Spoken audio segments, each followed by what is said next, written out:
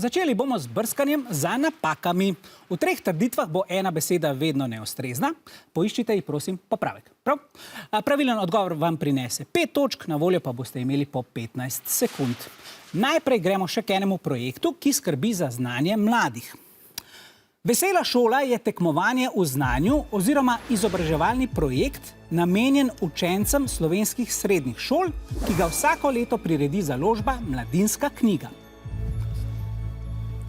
Zapišite svoje odgovore, 15 sekund imate na voljo, kot rečeno.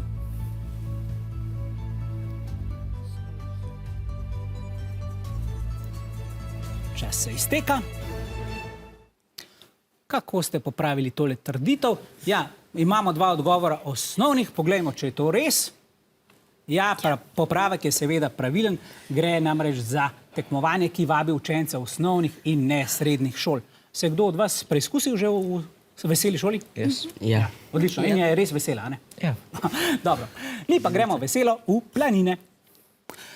Na slovenski planinski poti, ki je dolga 617 kilometrov ter povezuje Mariborsko Pohorje in Debeli zaliv, sledimo Knafelčevi markaciji številko 1 ter v kočah in na vrhovih zbiramo žige.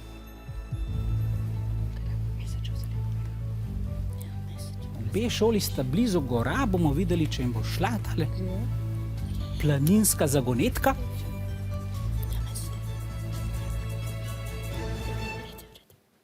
Pa kar poglejmo, kaj ste napisali.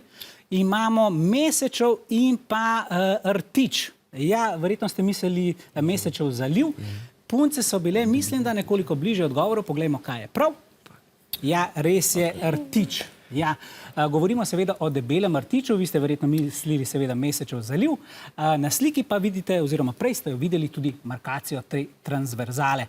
Zgleda sicer kot en krof, ko smo ravno pri pustu, ampak bolj tisti ameriški, ne pustni. Torej, novih 5 točk za osnovno šolo Naklo.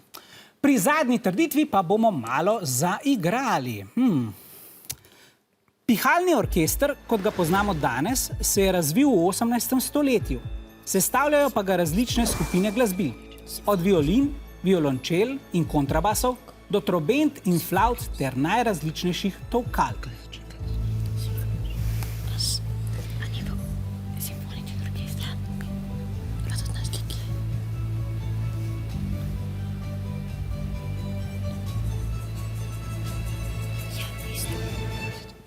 Poglejmo vaše zapise.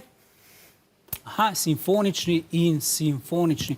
Fantje, vi kaj igrate kakšna glasbila? Ne, punce so bolj glasbenice, ne, imamo 2 pianistki in 1 flavtistko, ampak vam lahko povem, da ste oboji odgovorili pravilno. Ja, res je simfonični orkester to, svoj simfonični orkester pa ima tudi RTV, videli ste ga prejle na sliki. Ja, morda so igrali ravno katero izmed 9 Beethovenovih simfonij.